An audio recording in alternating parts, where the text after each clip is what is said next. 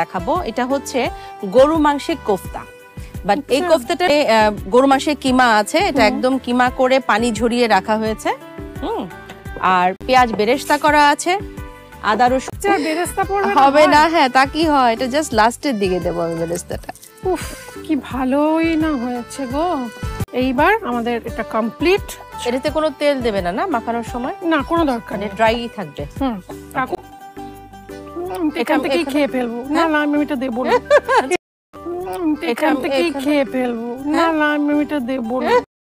নিজের মনুষ্যত্ব, বিবেকবোধ, আচার আচরণ, ন্যায় নীতি এবং সনাতন সংস্কৃতি কতটা বিরোধিতা হলে, কতটা ভুলে গেলে একটা মানুষ ব্রাহ্মণ ঘরের পুত্রবধূ হওয়া সত্ত্বেও নিজে হাতে গরুর মাংস রান্না করে আমার জানা নেই।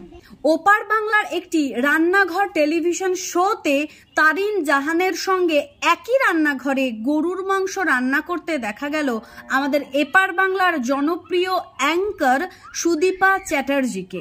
ইনি হলেন সেই সুদীপা চ্যাটার্জি যিনি জি বাংলার মতন একটা স্বনামধন্য টিভি চ্যানেলে রান্নাঘর নামক একটি জনপ্রিয় শোতে সঞ্চালিকার কাজ করতেন। তাকে বিভিন্ন রকম রান্নার পদে রান্না করতে দেখা গেছে জি বাংলার পর্দায়।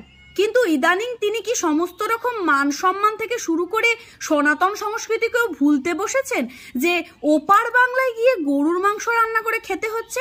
এতটাও বিবেকহীন একটা মহিলা কি করে হতে পারেন যে তার সন্তানকে সোনার পৈতে পরিয়ে কুলীন ব্রাহ্মণ্যবাদের প্রবাদ আওড়ান, সোশ্যাল মিডিয়াতে সোনার পৈতে পরিয়ে ছেলের ছবি পোস্ট করেন, বড় করে ঘটা করে নিজের ছেলের উপনয়ন অনুষ্ঠান করেন, নিজেকে ব্রাহ্মণ বলে দাবি করেন। তার কাছ থেকে এরকম একটা বর্বরচিত কাজ আমরা দেখতে পাবো সেটা আশাও করিনি।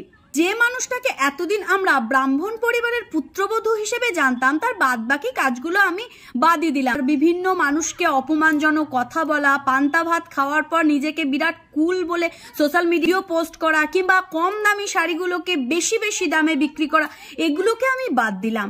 কিন্তু তাই বলে তিনি বিফ রান্না করবেন ওপার বাংলায় গিয়ে, আর এটাও আমাদেরকে মেনে নিতে হবে? কোথায় গেল সেই সমস্ত সনাতন সংস্কৃতির মানুষজন যারা সবসময় কিছু না কিছু নিয়ম প্রবর্তন করে এসেছেন? তারা আজকে কিছু বলছেন না কেন? সুদীপা চ্যাটার্জির মতন একজন মহিলা যিনি ভীষণভাবে জনপ্রিয়, যাকে প্রায় কয়েক হাজার মানুষ ফলো করেন এবং যাকে অনুসরণ করে চলেছেন প্রত্যহ কিছু মানুষ, তার দ্বারা এই ধরনের একটা নোংরা কাজ কিভাবে ঘটে গেল? শুধু কি তাই, ওই শোতে গিয়ে তিনি গরুর মাংসের প্রতি দৃষ্টি আকর্ষণ করে বলেছেন লোভনীয়, জিভে জল চলে আসার মতন, এটা কাউকে দেওয়া যাবে না, আমি একাই খেয়ে ফেলবো। এগুলো কেমন কথা ম্যাডাম? আপনাকে তো অনেক সম্মানের চোখেই সবাই দেখে। হ্যাঁ, আপনার কিছু বক্তব্যের জন্য, আপনার কিছু আতলামির জন্য মানুষ আপনাকে ব্যঙ্গ বিদ্রুপ করে বটে। ইদানিং শুনেছি জি বাংলার মতন অত বড় একটা চ্যানেল থেকেও আপনাকে বাদ দিয়ে দেওয়া হয়েছে।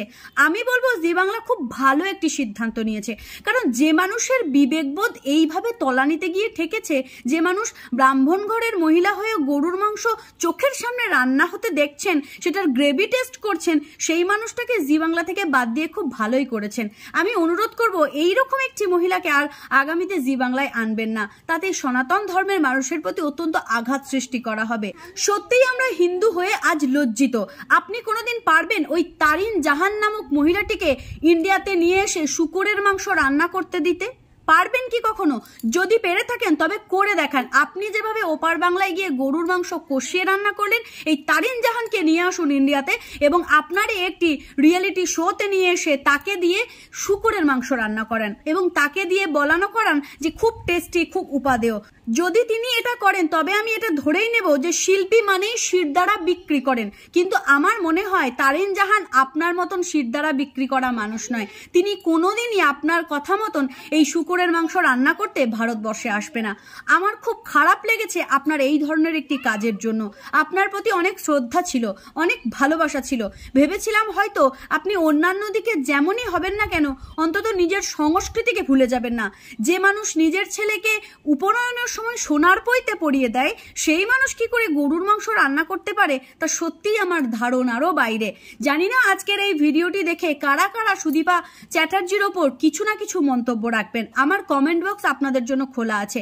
সুদীপা চ্যাটার্জি মহাশয় যদি আমার ভিডিওটি দেখে থাকেন তবে অবশ্যই আপনি আমার এই ভিডিওর পরিপ্রেক্ষিতে একটি রিপ্লাই ভিডিও দেবেন। কি জবাব আপনি দিতে চান আমরাও সেটা শুনতে চাই। আপামর ভারতবাসী আপনার কাছ থেকে এই প্রশ্নের উত্তর চাই যে কি করে একটা মানুষ ওপার বাংলায় গিয়ে সনাতন পরিবারের মেয়ে হওয়া সত্ত্বেও গরুর মাংস রান্না করলো একজন মুসলিম উপস্থাপিকার কথায়। তো আজকের ভিডিওটি আমি এখানেই শেষ করছি। ভিডিওর কমেন্ট বক্স ছেড়ে দিলাম আপামর ভারতবাসী তথা সনাতন ধর্মের সকল মানুষের প্রতি, সেই সঙ্গে মুসলিম ধর্মেরও মানুষের প্রতি। আপনারাই বলুন যে জিনিসটা ওপার বাংলায় ঘটলো সেটা কি আদৌ সমীচীন, নাকি এর থেকে অন্য কিছু ঘটলে বোধহয় ভালো হতো। আজকের ভিডিওটি আমি এখানেই শেষ করছি। আশা করি আমার এই ভিডিওটি সবাই শেয়ার করে দেবেন এবং নিজেদের মূল্যবান মন্তব্য কমেন্ট বক্সে দিতে ভুলবেন না। আমার পেজে নতুন নতুন ভিডিও পেতে অবশ্যই পেজটিকে ফলো করে দেবেন। পাশে থাকুন। আগামী দিনে দেখা হচ্ছে নতুন কোনো ভিডিওতে। ততক্ষণের জন্য সকলে ভালো থাকুন, সুস্থ থাকুন। জয় শ্রীকৃষ্ণ, রাধে রাধে।